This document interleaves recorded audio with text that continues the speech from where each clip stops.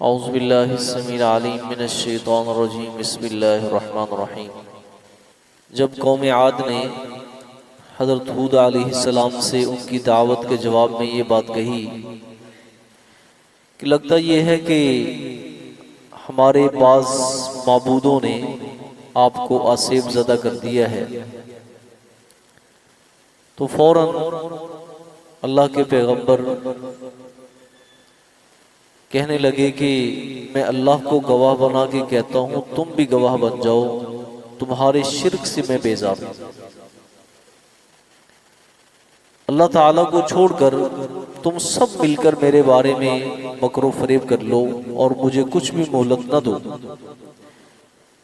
میں تو اس اللہ پہ توکل کرتا ہوں جو میرا رب بھی ہے اور تمہارا رب بھی ہے، اور دنیا میں ہر چیز اس کی پیشانی اللہ کے ہاتھ میں ہے، میرا رب تو سیدھی راہ پر ہے۔ آگے فرمایا فَإِن تَوَلَّوْا، اگر تم پھر گئے، اگر تم نے روح گردانی کی، فقط أَبْلَغْتُكُمْ، تو تحقیق میں نے تو تمہیں پہنچا دیا ہے، ماں وہ دعوت وہ بات أُرْسِلْتُ بِهِ إِلَيْكُمْ، جسے دے کر مجھے آپ کی طرف بھیجا گیا تھا۔ جس بات کی دعوت دینے کے لیے اللہ تعالیٰ نے مجھے بھیجا تھا وہ چیز میں نے تمہیں پہنچا دی، اللہ کا پیغام میں نے آپ تک پہنچا دیا۔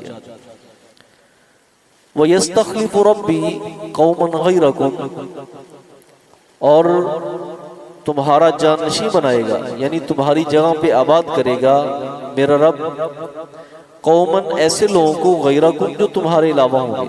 اللہ کے لیے مشکل نہیں کہ تمہیں ختم کر دے اور تمہاری جگہ پہ کسی اور قوم کو آباد کر دے۔ وَلَا تَضُرُّونَهُ شَيْئًا، اور تم اسے کچھ بھی نقصان نہیں پہنچا سکتے۔ اِنَّ رَبِّي عَلَى كُلِّ شَيْءٍ حَفِيظٌ، یقیناً میرا پروردگار ہر چیز پر نگہبان ہے، ہر چیز کی حفاظت کرنے والا۔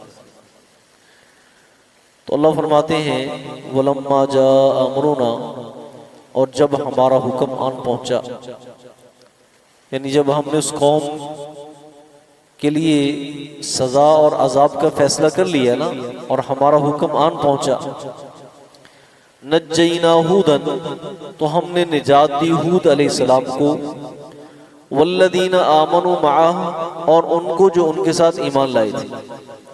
جب ہمارا حکم آ گیا تو ہم نے ہود علیہ السلام کو اور ان کے ساتھ ایمان لانے والوں کو نجات دی، برحمت منا، اپنی خاص رحمت سے، اپنی خاص رحمت سے ہم نے انہیں نجات دی۔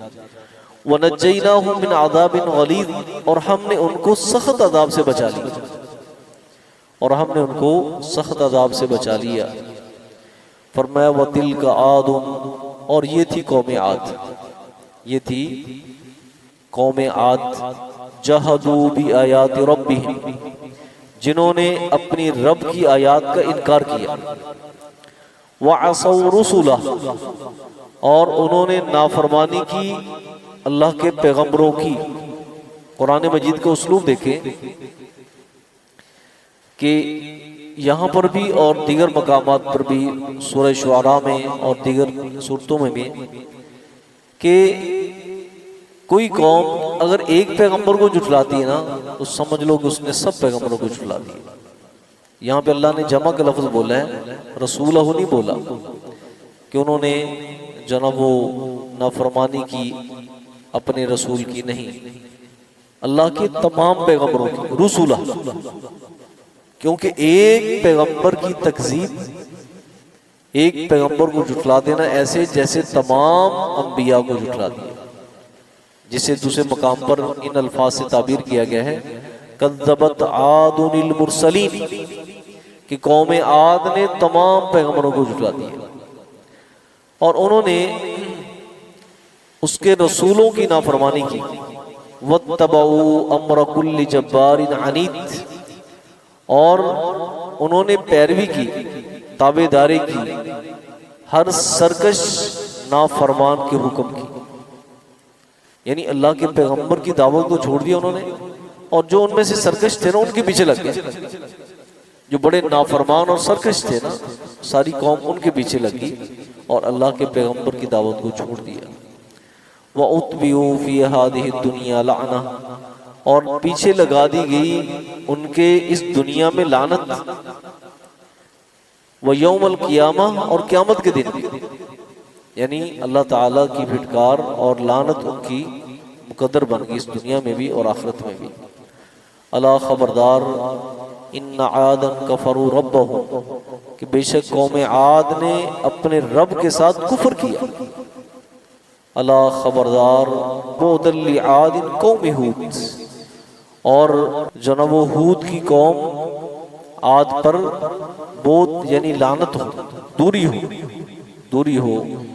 تو کیسے اللہ تعالیٰ نے ایک رکوع کے اندر ایک پوری قوم کی داستان اور جو انہوں نے جھٹلایا اس کا ذکر اللہ تعالیٰ نے ایک رکوع کے اندر جناب کیا، تو آپ اگر جناب دیگر مقامات پر جب پڑھیں گے تو آپ کو مکمل سمجھ لگ جائے گی۔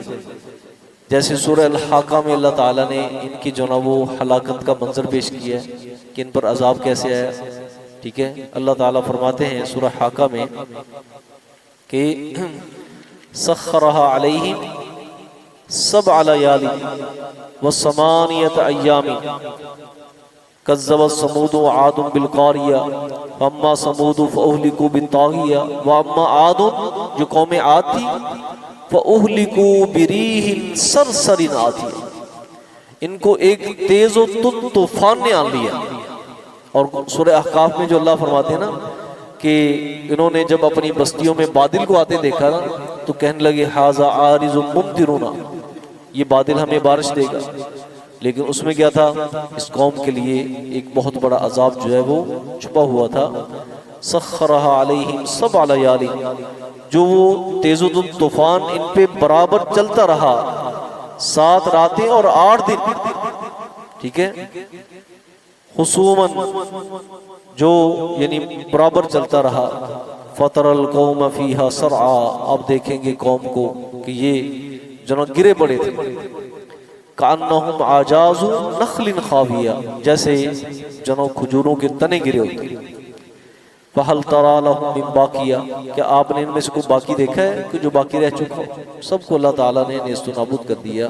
تو قرآن مجید جناب وہ ایک جگہ اختصار ہے تو دوسری جگہ بھی اس کی اللہ تعالیٰ نے تفصیل بیان کی ہے، تو آگے جب ہم پڑھیں گے انشاءاللہ ہمیں مکمل سمجھ آتی جائے گی کہ کیسے اس قوم کی ہلاکت ہوئی۔ سبحانک اللہم و بحمدک، اشہد ان لا الہ الا انت۔